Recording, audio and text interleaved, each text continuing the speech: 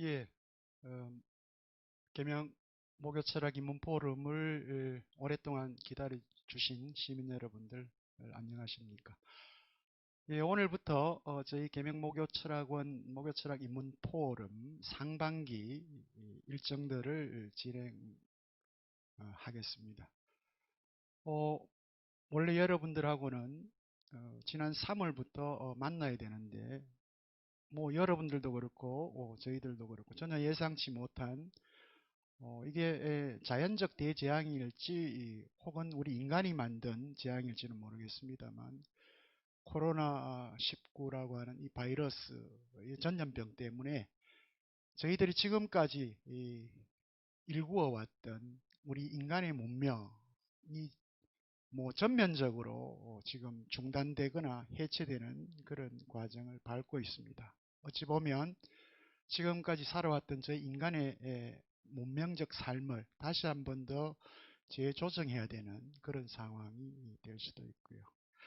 그러다 보니까 뭐 저희 이문 포럼도 그 소용돌이에서 벗어날 수 없었던 것 같고요. 그래서 대구에서 처음으로 2월 18일 날 코로나 확진자가 나온 이후에 지금 3개월이 넘는 기간 동안 아주 힘든 그런 과정을 겪어왔습니다.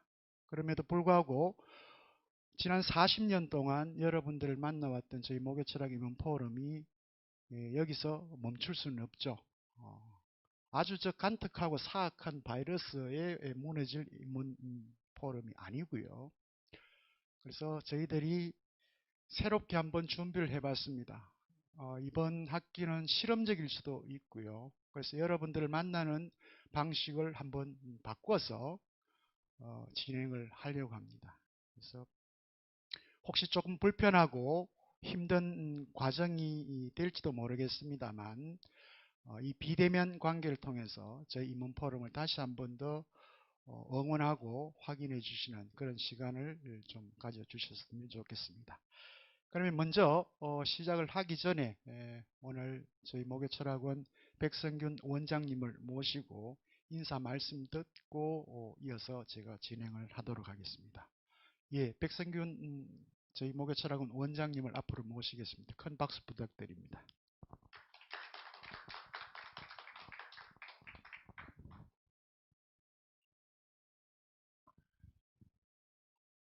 오늘 목요철학 입문 강좌에 시민 여러분들이 참여해 주셔서 대단히 감사합니다. 방금 이재승 교수님께서 메모하셨습니다마는 코로나19 때문에 시민 여러분들이 큰 어려움을 겪었으리라 믿습니다. 저희들 역시 지금까지 노심초사했습니다. 그럼에도 불구하고 이렇게 비면대면으로 이 자리를 마련해서 여기에서 인사드리게 됨을 감사하게 생각을 합니다. 2020년은 저희들에게는 아주 의미 있는 한 해입니다.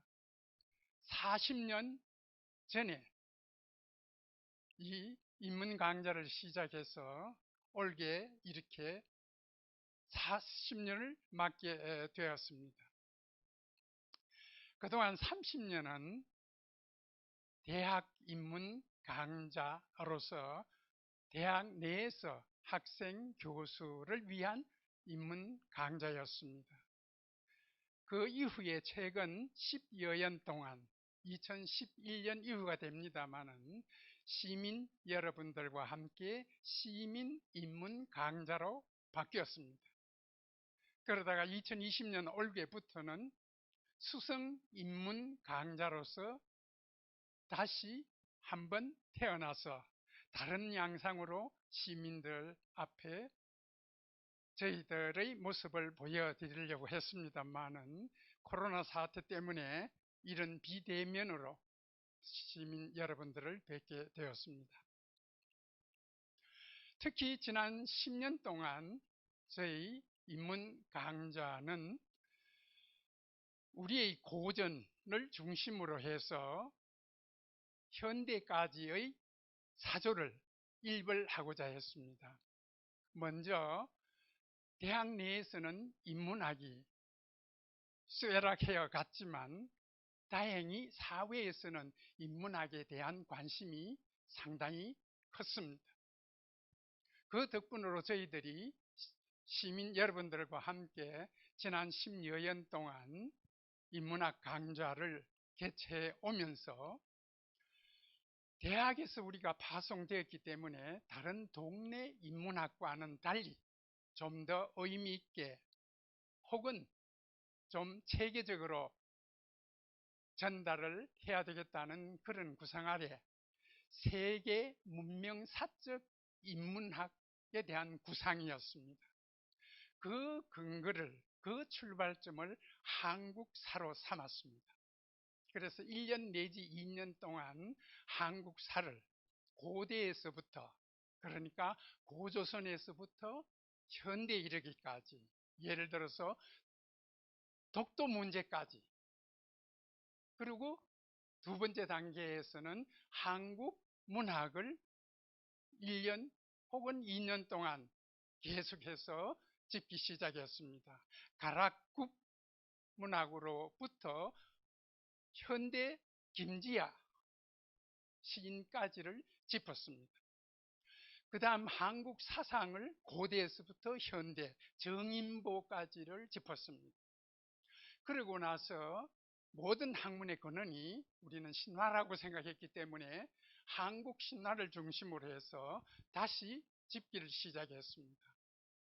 단군 신화로부터 시작해서 일본, 중국의 창세 신화, 그리고 동남아, 중동, 이집트, 그 다음에 유럽을 거쳐서 켈트 신화, 게르만 신화, 물론 그리스 신화도 빠뜨릴 수 없어서 그리스 신화까지 짚었습니다. 그 신화에서 다시 우리는 철학으로 바꾸어, 방향을 바꾸어 좀 더 체계화하고 이론화하고자 했습니다. 그래서 지난 한 해 동안 그리스의 철학 사상을 전반적으로 짚었습니다. 그 이후에 2019년까지 서양 중세 철학 사상을 짚었습니다.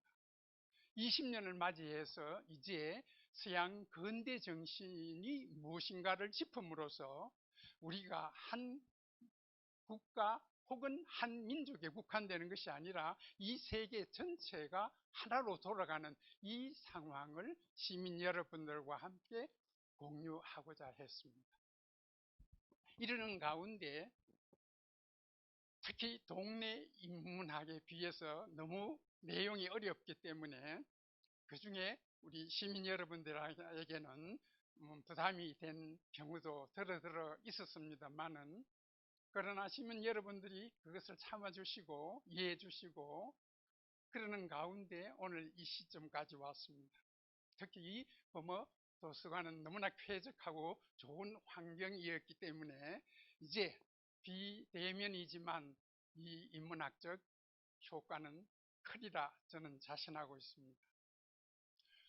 저도 나이가 이렇게 많이 들었습니다만은 인생 100년을 산다는 것이 중요한 것이 아니고 인생이 100년의 의미가 뭐냐, 즉 100년을 살았다는 사실이 중요한 것이 아니고 1년을 사람답게 살았다는 사실이 더 중요한 것 같습니다.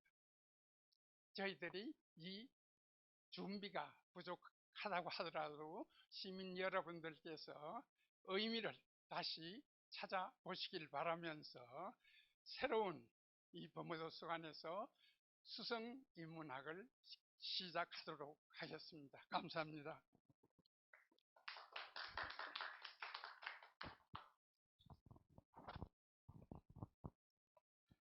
예, 저희 원장님께서 간단하게 이 목요철학 인문 포럼의 진행 과정과 그리고 의미, 의의들을 말씀해 주셨고요. 짧게는 지난 3년입니다.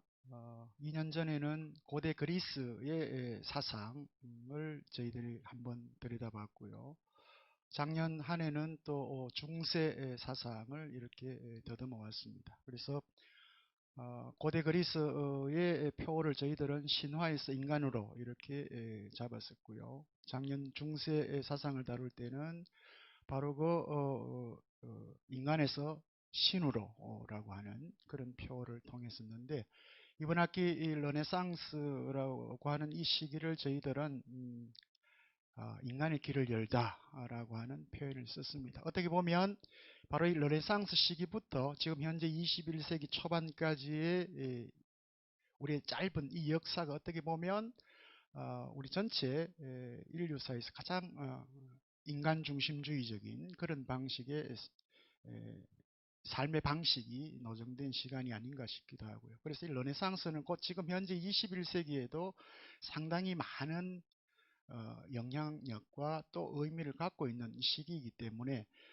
비록 시기적으로 한 200년 정도 되는 시기이지만 그 특정 시기에 일어났던 서구 유럽, 근데 저희들이 사실 르네상스 이 얘기를 하면 늘 유럽만 이렇게 생각을 하고요. 유럽 중에서도 이탈리아만 이렇게 생각을 하는데, 사실은 르네상스 그 시기라고 하는 것이 특정 국가나 특정 지역에만 국한되어 있는 것이 아니고 굉장히 국제적이었다는 사실이고요. 그리고 지금까지 우리한테 알려진 그 르네상스가 예술과 문화에만 국한된 것이 아니라 이미 이 예술과 문화가 가능할 수 있도록 하는 방향에서는 이 경제라고 하는 부분이 아주 중요한 부분이 있었고요.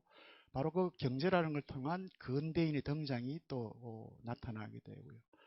그래서 어떻게 보면 중세와는 전혀 다른 방식의 이 근대의 등장은 결국은 집단에서 이 개인의 탄생이 등장하는 시기이기 때문에 저희들이 이제 인간의 길을 열다라고 하는 그런 표현을 썼습니다. 나중에 강연을 통해서 들으시겠습니다만 르네상스와 관련해서는 해석의 문제가 굉장히 분분합니다. 지금까지 우리가 일반적으로 받아들이고 있는 관용적 의미에서의 르네상스는 뭐 오늘 강연 내용에서 나오겠습니다만 예술사가들이 르네상스를 정의하는 그 시기와고 혹은 역사가들이 르네상스를 표현하는 방식하고 이게 또 정치 경제학자들이 정의하는 방식이 이렇게 많이 다르게 해석되는 경우들이 있습니다. 그럼에도 불구하고 우리가 알고 있는 르네상스는 이탈리아를 중심으로 하는 문의 부흥 혹은 고전 문학의 혹은 고전 문화의 뭐 재탄생 이런 의미로 이제 받아들이고 있기 때문에 아마 거기에 초점이 맞춰져서 여러분들이 얘기를 할 수도 있겠습니다만 나중에 한 1년 정도 마무리가 될 때쯤 되면 바로 이 르네상스라고 하는 것이 누구에 의해서 주조가 되고 그것이 왜 21세기에도 여전히 아주 새롭게 해석되고 또 그 의미를 짚어야 될 부분인가 하는 것이 나올 겁니다. 그건 아마 오늘 우리 강연하시는 선생님께서 잘 짚어주시리라 생각을 하는데 이 우리가 알고 있는 르네상스라고 하는 게 19세기에 만들어진 용어입니다. 그러니까 유럽의 19세기를 잘 생각하시면 돼요. 유럽의 19세기. 그 19세기 유럽이 바라본, 그러니까 뭐 시기적으로는 1200년대부터 한 1600년대까지 혹은 뭐 어떤 역사가에 따라서는 1400년에서 1600년 다 다릅니다. 혹은 1300년대에서 1500년 이렇게 다른데 19세기의 역사가들이 미슐레라든지 부르카르트라든지 이런 사람들이 르네상스라는 용어를 특정해서 썼을 때 왜 썼을까를 잘 이제 한번 생각을 해보시면 이 르네상스가 여전히 21세기 우리 현재 맥락에도 왜 중요한 문제인가를 우리가 확인하게 될 것 같습니다. 예, 오늘 르네상스와 근대 인문정신이라고 하는 주제를 가지고 이번 1년 상반기 하반기 전체 르네상스 시기와 관련해서 여러분들에게 가장 큰 일종의 역사적 배경이죠. 큰 그림을 여러분한테 소개해 주실 임동현 교수님을 짧게 소개를 드리도록 하겠습니다. 예, 오늘 르네상스와 근대 인문 정신이란 주제를 가지고 강연해 주실 임동현 교수님은 이탈리아 피사 대학교 사학과에서 박사학위를 취득하셨습니다. 한국 외국어대학교 외래 교수를 거쳐서 지금 현재 신한대학교 교양교육대학 조교수로 재직하고 계십니다. 현재 통합 유럽학회 대외 협력 이사를 맡고 계시고요. 한국 이탈리아 사회학교 총무이사 그리고 유럽 인문 아카데미 운영위원 등의 일을 맡고 계십니다. 역수로는 귀부인의 남자 치치스베오 18세기 이탈리아 귀족 계층의 성과 사랑 그리고 여성이 있고요. 공저로 한국의 문화정책과 세계의 문화정책, 유럽 정치론, 그리고 박물관, 미술관에서 보는 유럽사, 이탈리아 역사 다이제스트 100 등이 있고요. 대표 논문으로는 아마 박사 논문입니까? 아니면 유럽에 발표한 논문이에요? 예. Bitco and the Discretion of Historia Salutis, History of European Ideas 이렇게 되어 있는데 아마 유럽의 뭐 이상의 역사 이렇게 표현하신 것 같아요. 예, 오늘 강연해 주실 임동현 교수님을 소개해 드리겠습니다. 큰 박수 부탁드립니다.